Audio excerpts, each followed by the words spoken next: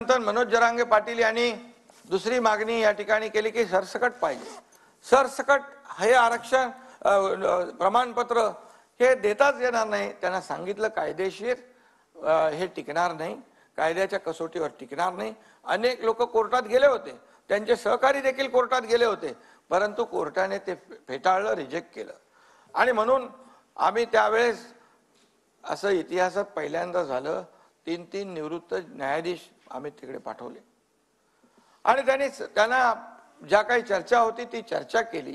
त्यानंतर मग दुसरा विषय आला, हे गेल्यानंतर मग सरसकट नंतर सगळे सोयरेचा विषय आला।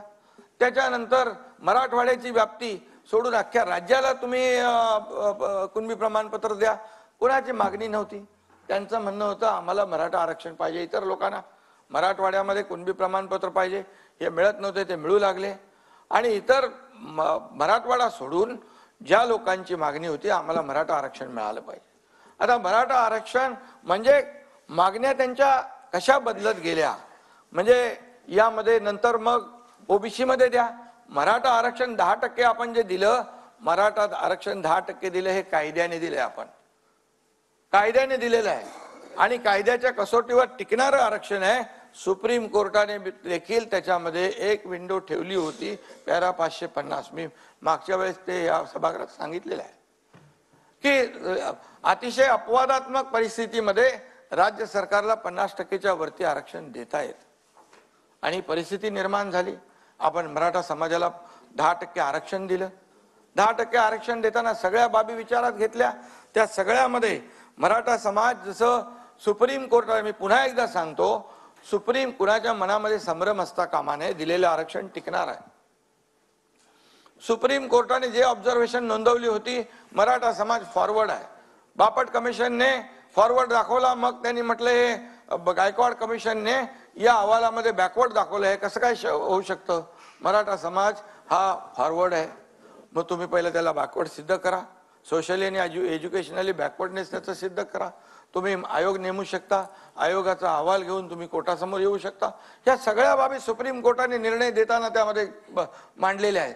त्रुटी ज्या मांडल्या, या सगळ्या त्रुटी आणि सगळ्या बाबी आम्ही मागासवर्ग मराठा मागास समाज, जो आपला मागासवर्ग आयोग जो आहे, त्या आयोगाला या सगळ्या टीवार दिल्या आणि त्यामध्ये पूर्ण डिटेल अगोदरचा सर्वे, सॅम्पल सर्वे होता। जेव्हा आपलं आरक्षण रद्द झाल्यानंतर भोसले कमिटी आपण स्थापन केली, भोसले कमिटीला त्याचा अभ्यास करायला दिला आपण। हा अभ्यास करत असताना यामध्ये पूर्णपणे जी निरीक्षणं सुप्रीम कोर्टाने नोंदवली होती, त्या सर्व निरीक्षणाचा अभ्यास केला। ज्या त्रुटी दाखवल्या होत्या त्या त्रुटींचा अभ्यास केला। मी सांगतो की यामध्ये जे आरक्षण आपण आता दिलेलं आहे, याच्यामध्ये मराठा समाज सोशली आणि एज्युकेशनल कसा बॅकवर्ड आहे, त्याची माथाडी आहे, मापारी आहे, डबेवाला आहे, ऊसतोड कर्मचारी आहे, आत्महत्याग्रस्त आहे, कच्ची घरं आहेत, मोलमजुरी करणाऱ्या महिला आहेत, हे सगळं त्याच्यामध्ये घेतलेलं आहे। अल्पभूधारक आहे, लँडलेस आहे आणि ज्या आत्महत्या झाल्या त्या आत्महत्यांमध्ये देखील मराठा समाजाचं खूप मोठं प्रमाण आहे। डबेवाले, ह्या सगळ्या ज्या बाबी आहेत आपण त्याच्यावर आणल्या आणि त्याचं टक्केवारी मी जात नाही, माझे सगळे आकडे आहेत, पण मी त्याच्यामध्ये जाऊ इच्छित नाही। पूर्णपणे हे सगळं आपण केलं आणि मराठा समाजाला आरक्षण दिलं।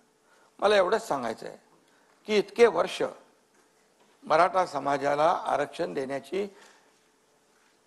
काही लोकांना संधी होती, मग का दिलं नाही आरक्षण? बरं, आरक्षण आम्ही दिल्यानंतर आरक्षण टिकणार नाही हे कुठल्या मुद्द्यावर आपण म्हणता? जेव्हा तुम्हाला संधी होती त्यावेळेस शशिकांतजी, मी जे बोलतोय त्याच्यामध्ये एकही शब्द चुकीचा असेल तर तुम्ही उठून उभे राहा। आणि म्हणून मी सांगतो की मराठा समाजाला आरक्षण देण्याची संधी होती, मराठा समाज हा मागास आहे हे माहिती असताना देखील त्याला आरक्षण दिलं नाही, त्याला आरक्षणापासून वंचित ठेवलं। त्यांच्या मराठा समाजावर, त्यांच्या जीवावर अनेक नेते मोठे झाले, परंतु त्यांना वंचित ठेवलं, हे देखील मी या ठिकाणी सांगू इच्छितो। आणि हा एकनाथ शिंदे या मराठा समाजाला आरक्षण देण्यासाठी जाहीर छत्रपती शिवाजी महाराजांची शपथ घेतो, कोणी धाडस दाखवलंय? कोणी धाडस दाखवलंय मला सांगा. मी दाखवलंय. माझी भूमिका प्रामाणिक आहे. माझी भूमिका प्रामाणिक आहे आणि मी जे बोलतो ते करून दाखवतो. खोटं आश्वासन बिलकुल देणार नाही. आणि मी सांगितलं